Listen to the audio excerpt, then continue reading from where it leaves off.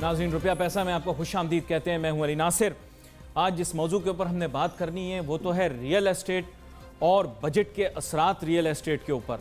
लेकिन पाकिस्तान की मईशत के मुतल्लिक बहुत सारी जो हैं वो कयास आराइयाँ हो रही हैं कि पाकिस्तान की मईशत किस समत जा रही है, पाकिस्तान की मईशत के साथ क्या होगा, और उसके मुतल्लिक बैनुल-अक़वामी सतह पर और मुकामी सतह के ऊपर बहुत सारे मुबाहिसे हो रहे हैं, बहुत सी गुफ्तगू हो रही है। और वो हल्के जो कि मुल्क के अंदर बहुत ही अहम तस्वुर किए जाते हैं, वहाँ पर भी अब ये बात होना शुरू हो गई है। देखिए, राय बहुत सारी आ रही हैं। पाकिस्तान की मईशत के मुतल्लिक कुछ रिवायती राय पाई जाती है, उसको ज़रा पहले हम एड्रेस कर लेते हैं। मैं उस पर इसरार तो नहीं करूँगा, लेकिन मैं फिर आपको अपनी राय देता हूँ बाद में, मुख्तसर बिल्कुल। बात ये सबसे पहले ये कहा जाता है कि पाकिस्तानी टैक्स नहीं देते, तो ये जो है वो एक मैं कहूँगा कि आर्गूमेंट है, प्री कंसीव्ड नोशन है कि हम टैक्स चोर हैं, मनहसल कौम हम चोर हैं। हमारे बारे में ये कहा जाता है बैनुल-अक़वामी सतह पर, और हमारी हुकूमत जो है वो उसको फेवर करती है कि हम एक चोर कौम हैं। और बड़े बबांगे दोहल जो है वो जगह जगह पर जाकर कहा जाता है कि हम टैक्स चोर हैं और हम एक चोर कौम हैं। और अगर मैं कह दूँ तो आप ये कहेंगे कि मैं मुहिब वतन नहीं हूँ, लेकिन अगर हमारे मुल्क के कायदीन आकर टीवी के ऊपर यह कहें कि हम एक टैक्स चोर कौम हैं, हम चोर कौम हैं, हम चोर लोग हैं, तो वो ठीक है। ठीक है, मैं तो एक वैसे जनरल बात कर रहा हूँ, बुरी लगी अच्छी लगी मुझे नहीं पता। दूसरी जो चीज़ है वो हमारे यहाँ ये कहा जाता है कि हमारे वसाइल की कोई कमी नहीं है, हम वसाइल से माला माल हैं। तो ये दूसरी बात की जाती है कि हमारे पास जो है वो रिसोर्सेज बहुत हैं, हम उनको एक्सप्लॉइट नहीं कर पा रहे। तो दो पॉइंट हो गए ना आपके सामने। तीसरी बात जो की जाती पाकिस्तान के मईशत और पाकिस्तान के माशी मसाइल के हल के लिए, वो ये है कि अब हमारे पास जो प्रॉब्लम है वो है एक्सटर्नल फाइनेंसिंग जो हमने ले रखी है दूसरे ममालिक से। बैनुल-अक़वामी सतह पर जो कर्जे हमने ले रखे हैं, ये हमारे मुल्क की माशी तरक्की के रास्ते में हाइल हैं। ये बात हो जाती है, यही बात है ना। और फिर चौथा इसका हल ये होता है कि चीज़ें महंगी कर दो, डॉलर महंगा कर दो, गैस महंगी कर दो, बिजली महंगी कर दो, दुनिया की हर चीज़ महंगी कर दो, मसाइल हल हो जाएंगे। यही आ रहा है ना विजन। देखें, जो विजन इस मुल्क का मैं देख रहा हूँ काफ़ी अरसे से, वो यही है। अब मुख्तसरन एक लाइन के अंदर, यह बिल्कुल बोगस बात है कि हम टैक्स चोर हैं। हम एक टैक्स चोर कौम नहीं है, हम जो हैं वो एक अच्छी कौम है। इस जो है वो कौम के मुतालिक जो भी गलत बात की जाती है, बिल्कुल बोगस बातें की जाती हैं। हम अपने हक से ज़्यादा टैक्स देते हैं और इतना बनता भी नहीं है। गटर खुले हुए हैं, बिजली आ नहीं रही, गैस हमें सही से मुयस्सर नहीं, इतनी महंगी मिलती है। और जनाब, हालात हमारे मुल्क के इतने ख़राब हैं, इंफ्रास्ट्रक्चर 2% का, आज़ादी के इतने साल के बाद भी हालात इतने ख़राब, लॉ एंड ऑर्डर सिचुएशन अभी जाके संभली है, किसी को किसी का पता नहीं है। कोई जैसे आप कहें कि हमारे मुल्क के सिटीजन सिक्योरिटी ऑपरेटर्स का बुरा हाल है, किसी को कोई सर्विस अवेलेबल नहीं होती, लेकिन हम फिर भी अपने ड्यू टैक्स से ज़्यादा टैक्स देते हैं। ये फर्स्ट क्वेश्चन का आंसर है। सेकंड जो हमारे यहाँ मेन इशू है वो ये है कि हमने जी बैरूनी कर्जे पकड़ रखे हैं। बैरूनी कर्जे आपको बहुत मरतबा लेने पड़ते हैं अपने मुल्क को चलाने के लिए, और जो बैरूनी कर्जे हमने लिए हैं, ये हमने लिए हैं जनाबे वाला अपने मुल्क का ट्रेड डेफिसिट कवर करने के लिए। नंबर 3, हम वसाइल से माला माल हैं। ये मेरे ख्याल से मेरे दुनिया की तारीख में इससे ज़्यादा बड़ा लतीफ़ा कोई बनाया जा सकता तो बना लें। कम समुंदर, पहाड़, जंगल, दरिया, ये वो ड्रामा, फलां ढूंढ, ये सब नॉनसेंस बातें हैं। आप अभी इस वक्त अगर अमेरिका चले जाएं तो आपको पता लगेगा कि अल्लाह ताला ने जितनी नेमतों का जिक्र किया है, मैं तो नहीं कहता कि हर नेमत उनके पास होगी, अक्सरियती नेमत उनके पास। और उनकी बारिश की बूंद भी जो है ना इतनी बड़ी बड़ी पड़ती है। ये कराची में जैसे फुहार पड़ी थी ना, ऐसे नहीं होती वहां पे बारिश। ठीक है, तो सारी चीजें जो अगर आपके पास है ना, ये बिल्कुल नॉनसेंस बातें हैं। पाक स्टडीज की बुक में सब गार्बेज लिखा हुआ है। पाकिस्तान के पास कोई वसाइल इतने ज्यादा नहीं है, पाकिस्तान के पास बहुत कम वसाइल हैं। जो एक चीज है हमारे पास, वो ह्यूमन कैपिटल। आपके सामने बैठा हुआ आप खुद, हम लोग हैं वसाइल इस मुल्क के। बाकी ये सारी बोगस बातें। पाकिस्तान अपने मुल्क की 1/3 रिक्वायरमेंट तेल की पूरी कर सकता है। हमारे पास कोई तेल नहीं है, हमारे पास कोई वसाइल शसाइल नहीं है, हमारे पास कोई 5 दरिया नहीं है, हमारे पास 2.5 दरिया बच गए। वो हमने जो वाटर ट्रीटी कर ली इंडिया के बाद, उसके बाद हमें कुछ नहीं मिला। ठीक है, वो बाकी वो बंदे से जाके पूछ लो, क्या नाम उनका, जमात अली शाह जो हुआ करते थे उसके सरबरा, कि हमारे पास कितने दरिया हैं। ये सब बातें ऐसे ही ढंडोरे पीट रहे हैं आप। मैं इतना, हम इतने लोकल थिंकर हैं। मुझे किसी ने बोला यार खूबसूरती है यहाँ पर है, ये देखें ईवाजू बैग को ला के गाना वाना करवा के, Kiki do you love me disco करवा के PIA के जहाज के आसपास बोला कि जी हम बड़े कामयाब मुल्क हैं। यकीन करो आप, दुनिया में आपने अभी तक खूबसूरती और हुस्न देखा नहीं है। ये सब चीजें जो आप दिखा रहे हो, ये कोई ऐसी कोई नायाब चीज नहीं है, दुनिया में हर जगह पर है। खैर, अल जजीरा ने भी जनाब इस मुतालिक जो है वो बहुत सारा एक तज्जिया लिखा है। चंद चीज़ें मैं कह सकता हूँ अपने मुंह से, चंद चीज़ें मैं अपने मुंह से नहीं कह सकता क्योंकि उनका तज्जिया है। ज़ाहिरी बात है, उनके अपने तज्जिए के अंदर बहुत सारी चीज़ें जो है कवर हुई हैं, आप देख सकते हैं। उसमें उन्होंने कुछ थोड़ा बहुत बताया पाकिस्तान की मईशत के मुतालिक कि माशी मामलात क्या हैं, और चंद नुकात ऐसे हैं जो कि ज़ाहिरी बात है हमारी नेशनल सिक्योरिटी से रिलेटेड हैं, तो मैं उनको रेफ़र नहीं करता। लेकिन बाय एंड लार्ज जो उन्होंने बजट के मुतालिक बात की है और माजी के अंदर लिए कर्जे हैं उनके ऊपर जो कमीशन कायम करने के मुतालिक बात की, उसका मैंने सरसरी जिक्र कर दिया। असल मौजू हमारे प्रोग्राम का जो है ना वो रियल एस्टेट और बजट का है, लेकिन मैंने आज आगाज़ के अंदर थोड़ा मईशत के मुतालिक भी थोड़ा सा आपको बता दिया। ब्रेक लेते हैं, ब्रेक के बाद वापस आते हैं, फिर रियल एस्टेट की हम गुफ्तगू का आगाज़ करते हैं और ये जानने की कोशिश करते हैं कि इस बजट के अंदर रियल एस्टेट के ऊपर क्या क्या असरात मुरतब हुए और बिलखुसूस ये जो रेट रिवाइज करने वाली बात हुई किस हद तक असरअंदाज हो सकती है। Let's take a short break.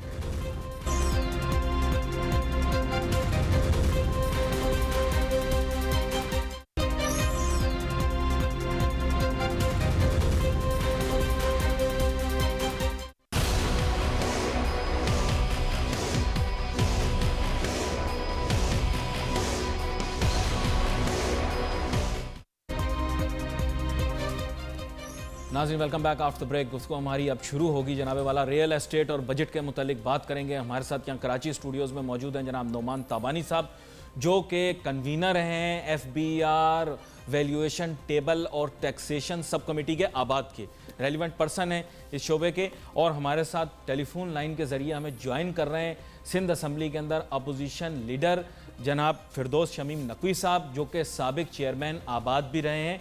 इनसे पहले गुफ्तगू का आगाज़ करते हैं। सर वेलकम करता हूं आपको शो में। फिरदौस शमीम, शुक्रिया जनाब। फिरदौस शमीम नकवी साहब, बात यह है कि रियल एस्टेट के शोबे पर आपकी बड़ी गहरी निगाह है, इससे आप वाबस्ता भी रहे हैं। अब मामला कुछ इस तरह का हो रहा है कि FBR और टैक्सेशन का जो नया निज़ाम और दोबारा से वैल्यूएशन टेबल्स का आना और कदर कीमत के अंदर एकदम इजाफा हो जाना, ये रियल एस्टेट बिजनेस के लिए मस्बत हो गया या मनफी होगा, ये थोड़ा आप एलेबोरेट करके बताएं। जी देखिए, इसके अंदर तो बेहद जो पहली चीज है, अगर इस माशरे से ब्लैक इकोनॉमी खत्म हो जाती है तो जो मार्केट रेट है वो मार्केट रेट है जी। तो जब तक टेबल जो है उसको मार्केट रेट्स को रिफ्लेक्ट करता है तो टेबल में कोई बुराई नहीं है। अगर टेबल जो है मार्केट रेट्स को नहीं रिफ्लेक्ट करता तो बुराई आती है। चाहे वो टेबल ज्यादा है तब भी मसला है, जैसे कि लोग चैलेंज करेंगे कि क्यों हमसे ज्यादा टैक्स लिया जा रहा है, और कम है तो इससे काला धन आएगा, जैसे कि लोगों को टैक्स नहीं। तो उसके लिए सबसे अहम काम ये है कि टैक्स के रेट को इतना कम कर दो कि लोग टैक्स की चोरी ना करें। ये मेरे ख्याल से पूरी इंडस्ट्री का मुतालबा रहा है, माजी में एक्सेप्ट भी हुआ, अब के भी ये रहा है। कुछ कमी आई है लेकिन वो कमी नहीं आई है इससे कि हम समझते हैं कि प्रॉपर्टी ट्रांसफर जो है वो उससे हुकूमत वक्त को पैसा नहीं कमाना चाहिए, उसको वो सिर्फ ट्रांजैक्शनल कॉस्ट रखनी चाहिए। बहुत अहम बात है, बड़ी जरूरी बात है। अच्छा, तो अगर उसमें आ जाएगा तो फिर मसला हल हो जाएगा। जब तक उससे हुकूमत एज ए रेवेन्यू मेजर इस्तेमाल कर रही है तो इसकी वजह से कुछ खराबियां होती हैं। ये बड़ी अहम बात है। फिरदौस शमीम नकवी साहब, आप कराची से नुमाइंदे भी हैं पाकिस्तान तहरीक इंसाफ के। आपको पता है कि कराची के अंदर रियल एस्टेट का कारोबार बहुत ज़्यादा फल फूल रहा है। एक बात मैंने आपकी कॉन्वर्सेशन से पिक की है कि अगर प्रॉपर्टी वैल्यूएशन टेबल जो है उसमें प्राइसेस इन्फ्लेटेड हों तो वो चैलेंज हो जाएंगे। अब प्रॉब्लम ये कि प्राइसेस तो ऑलरेडी इन्फ्लेटेड है। मेरे ख्याल से आपका दिल भी ये मानने के लिए तैयार नहीं होगा कि जो पर स्क्वायर फिट कंस्ट्रक्शन या कंस्ट्रक्टेड कॉस्ट पाकिस्तान में अवेलेबल है और जो पर स्क्वायर यार्ड लैंड कॉस्ट है कराची की, ये बहुत ज्यादा इन्फ्लेटेड है। मेरा ऐसा ख्याल है, आप अपनी राय दें और इसके लिए कोई सोल्यूशन भी पेश करें। देखिए, दो मुख्तलिफ बातें कह रहे हैं आप। एक ये है कि मार्केट उसकी कीमतें बहुत ज्यादा हैं और लोगों के लिए अफोर्डेबल नहीं है। वो बात बिल्कुल आप दुरुस्त कहते हैं, बॉम्बे की इससे भी ज्यादा है और बॉम्बे के लिहाज से, क्योंकि ये सारा मसला है डिमांड एंड सप्लाई का। जी, जितनी डिमांड ज्यादा होती जाएगी और सप्लाई कम होगी, चीजें महंगी होती जाएंगी। जी, इसका ताल्लुक किसी और उनसर से नहीं है, ये डिमांड एंड सप्लाई का इशू है। चाहे आप टमाटर बेच लें, चाहे आप फ्लैट बेच लें, आप ज्यादा कर देंगे तो कंपटीशन में चीजें सस्ती हो जाएंगी। लोग बेचते हैं जिससे कि वो स्टॉकअप कैपिटल को रिलीज करवाना चाहते हैं। ये बड़ी अहम बात आपने की है, लेकिन I will ask you to remain on the line. हमारे साथ यहाँ नोमान ताबानी साहब भी मौजूद हैं, ये कन्वीनर हैं जो टैक्सेशन कमेटी बनाई हुई है आबाद ने। तो नोमान ताबानी साहब, आपने फिरदौस शमीम नकवी साहब की बात की, इन्होंने बड़ी अहम गुफ्तगू की और इस वक्त ज़ाहिरी बात है इन्होंने बहुत सारे एस्पेक्ट्स को हाईलाइट किया है। आपके जहन में क्या चीज़ें, क्योंकि रियल एस्टेट के मुतालिक तो मैंने काफ़ी तफसीली गुफ्तगू करनी है, लेकिन पहली चीज़ एजेंडा के अंदर ये वैल्यूएशन टेबल है, तो ज़रा इसके मुतालिक आप बताइए। जी सर, जो वैल्यूएशन टेबल है ना, जो नया उन्होंने प्रपोज़ किया है, आबाद ने उसके ऊपर अपने जनाब वो कमेंट्स और रिजर्वेशंस एफबीआर को भेज दी हैं। और हम कतन ये नहीं समझते कि जो प्रपोज टेबल है वो किसी तरह भी कराची के या हैदराबाद के या सखर के या लाहौर के एक्चुअल मार्केट रेट्स की तर्जुमानी करता है। जी, अब कराची के अंदर एक छोटा सा मिसाल आपको दे दूं कि बिन कासिम के अंदर उन्होंने 4000 रुपये गज़ प्राइस रखी है रेजिडेंशियल की, 8000 रुपये रखी है कमर्शियल प्लॉट की जी, और इंडस्ट्रियल प्लॉट की उन्होंने रखी है 19,000 पर स्क्वायर यार्ड जी, which puts a land 1 acre industrial land in Bin Qasim at 10 crore rupees. 10 crore rupees की कोई ज़मीन बिन कासिम में नहीं है इंडस्ट्रियल। अब नहीं है, पहले स्टॉक एक्सचेंज बना लिया था उसको, सुबह शाम बिन नहीं कासिम सर, की ज़मीनों में बिन कासिम की ज़मीन जो मैक्सिमम गई है मेन रोड की ज़मीन वो 6 करोड़ 6.5 करोड़ पे गई है जी। लेकिन आज भी बिन कासिम की जो एवरेज ज़मीन है वो 75 लाख से 80 लाख रुपए एकड़ है। तो आपके ख्याल से अनैमलीज एग्जिस्ट करती हैं इसके लिए? बहुत सारी अनैमलीज ऐसी। तो उसके लिए अशफाक तोला साहब आपको दे दिए ना, नून लीग के बहुत ही जबरदस्त किस्म के हमदर्द और साबिक तौर पर एडवाइजर रहने वाले बंदे, उनको चेयरमैन बनाया एनएमएलई कमेटी का आपके लिए, उनसे बात करें। नहीं सर, हम डायरेक्टली जो ना वो हमाद साहब से और शब्बर जैदी से और हफीज़ शेख साहब से डायरेक्ट इंटरेक्शन कर रहे हैं जी। हमारी उनके साथ डायरेक्ट मीटिंग्स हैं। हमाद अजहर ने और शब्बर जैदी ने एक ओपन डोर पॉलिसी दी है हमको, ओपन डोर उन्होंने हमको अरेंजमेंट दिया हुआ है और हम हमारी जो अनोमलीज होती हैं वो उनको बजरिया तौर पे आगाह कर रहे होते हैं हर चीज़ के साथ। लेकिन अभी तक रिड्रेसल नहीं हुआ ना उसका? सर, ये जो प्रपोज रेट्स हैं ये वेडनेसडे को जो है ना वो वेबसाइट पे दिए गए हैं। इसके ऊपर हमने थर्सडे को पूरी रात कंटेम्पलेट किया आपने? Marathon station. चले मैं आपके साथ मजीद इस पर बात करता हूँ। फिरदौस शमीम नकवी साहब, एक चीज़ जो मैं आपसे डिस्कस करना चाह रहा हूँ वो ये है कि हमारे मुल्क के अंदर रेंटल एग्रीमेंट्स जो हैं वो ज़्यादातर सामने नहीं आती हैं। आप चूँकि बहुत ऑर्गेनाइज सेक्टर के अंदर काम करते रहे हैं तो आप इस चीज़ से आगाह होंगे। अगर तरीकाकार जो आपने बड़ी खूबसूरत बात की वो अपना लिया जाए और टैक्सेस को या टैक्सेशन को बहुत कम कर दिया जाए, रैशनलाइज भी कर दिया जाए, वन विंडो कर दिया जाए और तमाम एग्रीमेंट्स जो हैं वो एक जगह पर होना शुरू हो जाएं, तो आपके ख्याल से क्या सरकार को, हुकूमत को ज़्यादा पैसे इकट्ठे नहीं हो जाएंगे और आवाम भी बड़ी खुशी से करवाएगी लोग, क्योंकि लोग तो चाहते हैं कि ये चीज़ जो है बाकायदा तरीके से होना शुरू हो जाए। क्या कहते हैं, ये रेंटल एग्रीमेंट्स के मामला को किस तरह से सॉल्व करें? जी, ये असल में देखिए 2-3 इश्यूज है ना जी। पहली चीज ये थी बेनामी प्रॉपर्टी थी जी जी। Rome was not built in a day. आपको हल्के हल्के चीजों को दुरुस्त करना होता है। ठीक है। पहला चीज बेनामी को खत्म करेंगे, उसके बाद आप फिर दूसरे इक़दाम करेंगे। बेनामी का कानून आ चुका है, होपफुली ये सेमेनेस्टी के बाद बेनामी जो है वो बहुत कम रह जाएंगे जी। जब तक ये बेनामी मसला नहीं होगा खत्म, आप रेंटल एग्रीमेंट के ऊपर उसके बाद जाएंगे जी। रेंटल एग्रीमेंट जो है वो लॉ एंड ऑर्डर के लिए ज्यादा जरूरी है इस वक्त compare to from tax point of view. हमारे मुल्क के अंदर all rental agreements should be registered with the concerned union council. Right. हमारे यहाँ भी यूसी का निजाम और लोकल बॉडीज का निजाम फाल नहीं हुआ, वो इम्पावर्ड नहीं है। तो कोई फेडरल लेवल पे कानून अगर बने भी तो उसका मैकेनिज्म, तो इसका डायरेक्टरेट बना लिया जाए बाकायदा, आप रेकमेंड करें, क्योंकि आप तो इस कारोबार से वाकिफ हैं कि बाकायदा इसको किस तरह ऑर्गेनाइज तरीके से बैनुल अक़वामी सतह पर चलाया जाता है। ये देखिए, ये दुनिया के तमाम ममालिक के अंदर जिधर मैंने स्टडी किया है ये लोकल गवर्नमेंट का हिस्सा होता है रेंटल गवर्नमेंट रेंटल एग्रीमेंट को रजिस्टर करना और उसकी इन्फोर्समेंट भी लोकल काउंसिल की जिम्मेदारी होती है। राइट। तो और वही आपको ये इंफॉर्मेशन मिल सकती है कि जी अगर किसी मालिक के मकान ने कोई दुकान, घर या कोई जगह किराए पे दी है तो वो उस शख्स के नाम है या वो गैर कानूनी तौर पे वहां रह रहा है। जी जी। तो ये जब काम हो जाएगा तो फिर वो टैक्स की बात भी करेंगे, पहले लोकल गवर्नमेंट्स को एम्पावर कराना है। आप चाहते हैं कि लोकल गवर्नमेंट एम्पावर और इन मामलात को देखे, और फील यही है उसकी कैपेसिटी बिल्डिंग भी होनी चाहिए। अच्छा, ज़रा मुझे ये बताइएगा नुमान ताबानी साहब, ये बार बार ये 236W की बात हो रही है, क्या चीज़ है, ये क्या शय है, और आप लोग इसके बारे में क्यों इसरार करते हैं? जी, जो ये एमनेस्टी आई है जी, ये देने के बाद 236W जो एक परपेचुअल एमनेस्टी थी सिस्टम में, ये ख़त्म हो जाएगी।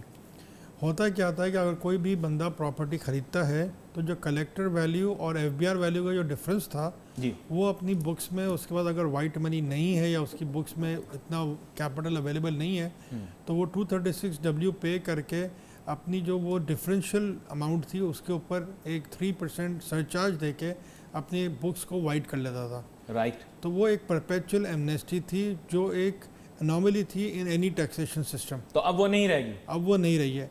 अब जब आपने प्रपोज वैल्यूएशन रेट्स डबल कर दिए हैं ओरिजिनल रेट से, तो अभी आपने एक अनोमली बहुत बड़ी क्रिएट कर दी है कि जो पहले प्रॉपर्टी ख़रीदने के लिए आपको लेट्स से कि 100 रुपये वाइट चाहिए था कैपिटल में अपनी बुक्स में, अब वो आपको 500 रुपीज़ जो है ना कैपिटल में वाइट चाहिए। तो जो 400 रुपीज़ के जो डिफरेंशियल है, मेरे ख्याल में हमारे पास इतने सोफिस्टिकेटेड टैक्स पेयर्स अभी नहीं हैं जिनके पास इतना कैपिटल अवेलेबल होगा अपने वेल्थ में कि वो शो कर सकें। So what are you looking at? Do you want this to be retained or do you don't want this to be retained? Sir, it is a step in the right direction. It's a step in the right. But इसमें कुछ confusion है, वैसे चंद लोग कहते हैं कि ये बरकरार रखा जाए। Sir, it's a step in the right direction, but it should be phased in over time. अभी आपने जना वो करा ये है कि जिस तरीके से एक आदमी को आप शॉक थेरेपी देते हैं, ये आपने मार्केट्स को एक शॉक थेरेपी दे दी है। अब इन एनी शॉक थेरेपी या तो जना वो मार्केट सही हो जाएंगी या मार्केट्स को कार्डियक अरेस्ट हो जाएगा। तो right now we are looking at a position that या तो मार्केट्स सब कुछ सही हो जाएगा और सब कुछ जना वो एज पर नॉर्मल चल जाएगा, या फिर जना ये सारी की सारी मार्केट्स क्रैश कर जाएंगी। अच्छा, यहाँ पर मुझे छोटी सी ब्रेक लेनी है, ब्रेक के बाद वापस आते हैं and I ask Firdous Shamim Naqvi men with us, तो इनसे थोड़ी सी और बात करेंगे इस मौजू के ऊपर। और ये जो बात अभी नुमान ताबानी साहब ने की है, इस पर राय में थोड़ा सा फर्क भी दिखाई देता है, उस पर बात करते हैं। Let's take short break.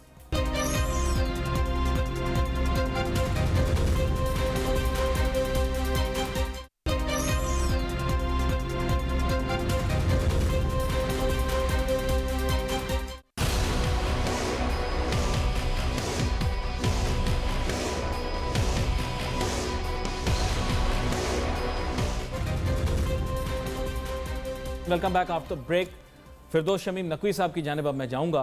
जो बात यह है कि ये ठीक है लीडर ऑफ द ऑपोजिशन है, लेकिन पाकिस्तान तहरीक इंसाफ में इनका एक मुकाम है, और जाहिर बात है कराची के अंदर जो मोबिलाइज हुई पाकिस्तान तहरीक इंसाफ, उसको मोबिलाइज करने में भी इनका बहुत बड़ा हाथ रहा। तो जाहिर बात है इमरान खान साहब इनकी बात ज़रूर सुनते होंगे, इनसे इस्तदा की जा सकती है। तो मेरी ऐसी ख्वाहिश भी है, कोशिश भी है कि अवामी मसाइल तो आगे रखें ही, लेकिन फिरदौस शमीम नकवी साहब मुझे ऐसा महसूस होता है कि चीज़ें बहुत ज़्यादा जल्दी में की जा रही हैं और बहुत ज़्यादा जिसे कहेंगे ना कि थिएटर्स ऑफ वॉर खोल दिए गए हैं पॉलिटिकली और इकोनॉमिकली भी। अगर रियल एस्टेट का मामला जो है वो ज़रूर रेस करें, जाहिर बात है इसमें बहुत सारे पैसे लोगों ने पार किए हुए, गलत पैसे भी पार किए होंगे, लेकिन डोंट यू थिंक कि स्टेडली किया जाता, पीस मील किया जाता तो थोड़ा सा बेहतर रहता? ऐसा मेरा ख्याल है, आप भी अपनी राय दें इस बारे में। देखिए, बात यह है कि रियल एस्टेट को नहीं एड्रेस किया गया। ये एमनेस्टी जो है वो बेनामी को एड्रेस कर रही है जी। बेनामी चाहे वो किसी चीज में हो, चाहे वो बिजनेस में हो, बैंक अकाउंट्स में हो, चाहे वो रियल एस्टेट में हो, उसको एड्रेस करने के लिए ये एमनेस्टी स्कीम दी गई कि लोगों को इससे पहले कि कोई किसी के खिलाफ एक्शन लिया जाए कि उसकी प्रॉपर्टी जब्त कर ली जाए कि ये तो तुम बेनिफिशियल ओनर हो ही नहीं, एक चांस लोगों को दी गई और वो इसीलिए एमनेस्टी अनाउंस हुई। अब इस एमनेस्टी के अंदर अगर आपने कामयाब करना है तो आपने वो लूप होल्स बंद करने जो कि इस मुल्क के अंदर परमानेंट दिए हुए हैं, जैसे वो 236W है जी, कि वाइट करने का एक प्रोसेस अगर आप छोड़ देंगे तो रियल एस्टेट में पैसे और पार्क होते जाएंगे, लेकिन उस रियल एस्टेट से हाउसिंग स्टॉक भी नहीं बढ़ता, डेवलप प्लॉट्स का स्टॉक भी नहीं बढ़ता था। वो इन्वेस्टर के पैसे थे, वो लेके उसको बैठ जाता था। बिजनेस इकोनॉमी उस वक्त फ्लरिश करती है, स्पेकुलेशन और उसके यूजेज आप जितना बढ़ाएंगे एसेट का और प्रॉपर्टी का, उतना जो है इकोनॉमी आपकी फ्लरिश करेगी। ये parking place for money is not a good option, और उस पार्किंग प्लेस में एक इंसेंटिव बेस्ड हो गया कि this is the only place where you can park black money, तो उसकी डिमांड बढ़ती जा रही थी ब्लैक मनी की वजह होने से, तो आपने ब्लैक मनी का रास्ता रोका है और इस इंसेंटिव को भी रोक दिया है। तो ये दोनों एक ही लिंकेज है, इसमें कोई सेपरेट दो मूव्स नहीं है या कोई सेपरेट फ्रंट नहीं। अच्छा, मुझे ऐसा महसूस होता है कि एक बंदे को तो इस पूरी चीज़ में फ़ायदा होगा, वो पाकिस्तान के बड़े मारूफ रियल एस्टेट डेवलपर हैं, मैं उनको पीर बाबा कहता हूँ। तो पीर बाबा को तो बहुत फ़ायदा होगा, क्योंकि पीर बाबा के यहाँ तो ये मामलात हैं ही नहीं, उनको तो कोई टेंशन ही नहीं है कि कुछ हुकूमत को रेवेन्यू इस मद में देना पड़ेगा।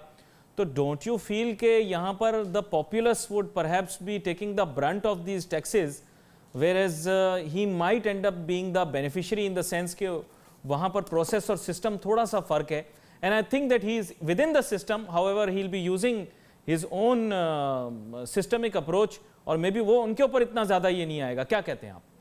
कि देखिए, अगर आप प्रोग्राम में सह सकते हैं और कर सकते हैं, तो जो कुछ मलिक रियाज साहब ने और आसिफ जरदारी साहब ने बैरिया टाउन, बैरिया आइक्रॉन टावर और ऐसी ही मुख्तलिफ स्कीमों में किया है, उसको रोकने के लिए ये सब कुछ जरूरी है। इससे कि देखिए कितनी बड़ी बेनामी कहीं आपको मिलते हैं, वो एज अ पार्टनर जीआईटी पढ़ लीजिए, जीआईटी लिखती है कि Asif Zardari is the beneficial owner of Icon Tower, Asif Zardari Zardari group of company is the beneficial owner of Bahria town.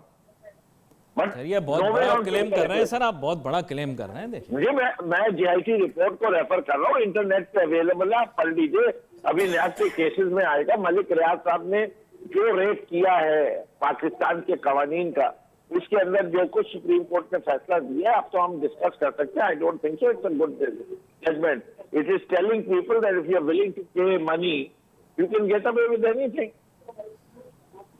You can say this, लेकिन मैं उसको एंडोर्स तो नहीं कर सकता, जाहिर बात है। I haven't gone through that document, लेकिन प्लीज डू गो।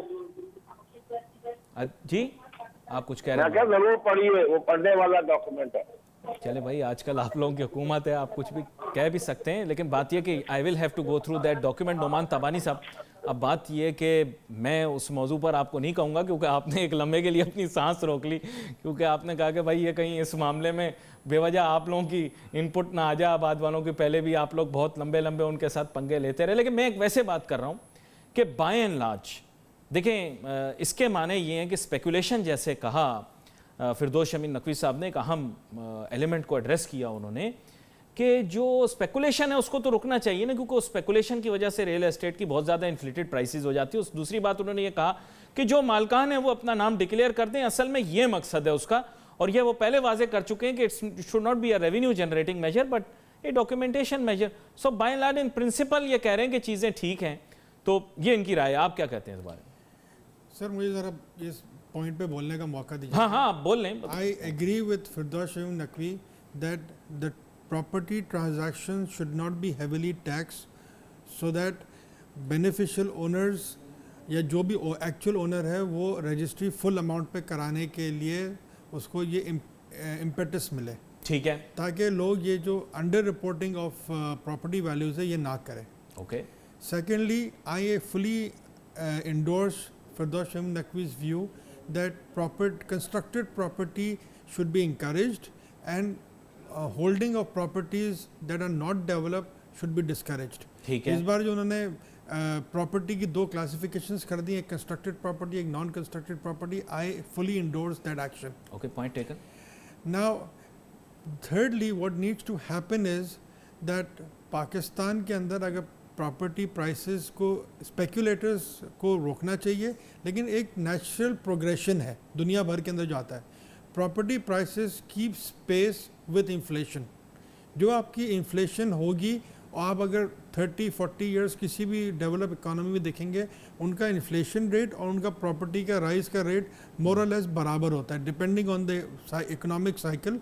शायद जब इकोनॉमिक साइकिल डिप्रेशन होगा तो उस वक्त प्रॉपर्टी प्राइसेस नीचे जाएंगे, लेकिन by and large if you look at a 30 year और 20 ईयर विंडो और 10 ईयर विंडो, आपकी इन्फ्लेशन से जो है ना प्रॉपर्टी प्राइसेस कीप अप करती हैं।